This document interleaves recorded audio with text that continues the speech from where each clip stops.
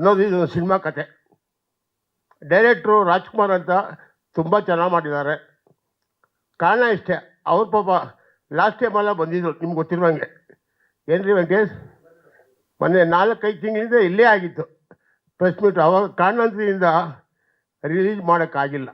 ಕಾರಣ ಇಷ್ಟೇ, ಮೋಸ ದಗ ಅನ್ನಾಗಿಂದ ಆಗಿಲ್ಲ ಅಷ್ಟೇ, ನನ್ನಿಂದ ಅಲ್ಲ.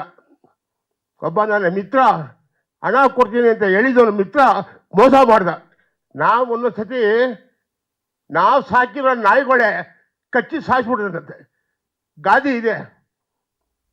ಹಂಗೆ ನಾವು ಸಾಕಿರೋ ನಾಯಿನೇ ನನಗೆ ಕಚ್ಚಿ ಸಿನಿಮಾ ಅಷ್ಟೇ, ನನ್ನಿಂದ ಏನು ದುಡ್ಡು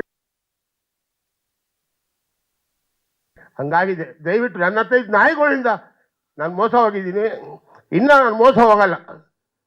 ನನಗೆ ಗೊತ್ತಾಗಿದೆ ದುಡ್ಡು ಅಂದರೆ ಏನು, ಮನಿ ಅಂದರೆ ಏನು.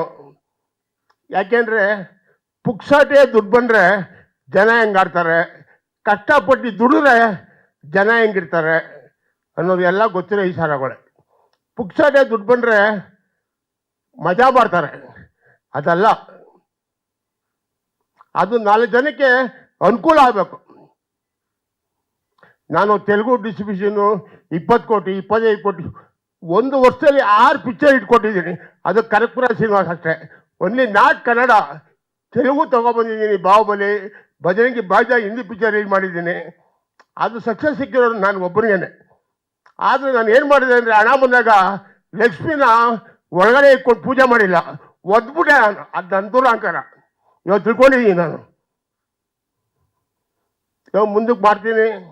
100 ಜನಕ್ಕೆ, ನನಗಿನ್ನ ಏಜ್ ಕಮ್ಮಿನೇ, ನನಗೇನು 100 ಇಲ್ಲ 90 ಇಲ್ಲ, ಇನ್ನೂ 66. ಇನ್ನು ನಮ್ಮ ಫಾದರು 95 ವರ್ಷ ಸತ್ತವ್ರೆ.